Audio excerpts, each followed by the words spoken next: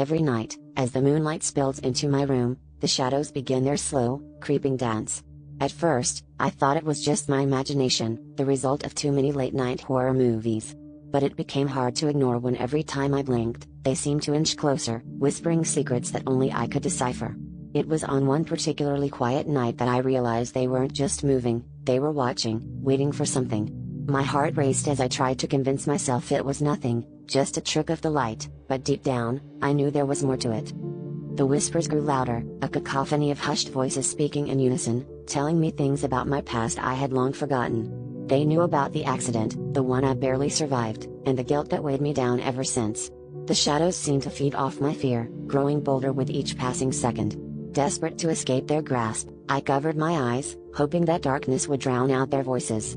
But even with my eyes shut tight, their secrets slipped into my mind like whispers in the wind. Determined to put an end to this madness, I decided to confront the shadows. Armed with a flashlight, I waited until the moon was high and the room was its darkest. As I shone the light into the corners of the room, the shadows retreated, their whispers turning to angry hisses. Yet, as the light flickered, I caught a glimpse of something, a face, pale and hollow, lurking just beyond the edge of the light. It was then I realized that the shadows were not mere phantoms, they were the remnants of what I had once been. In a moment of clarity, I understood the truth. The accident had left me fractured, a part of me trapped in the shadows, longing to be whole again. The whispers were my own, a desperate plea for redemption. As the flashlight dimmed and the shadows closed in, I felt an odd sense of peace.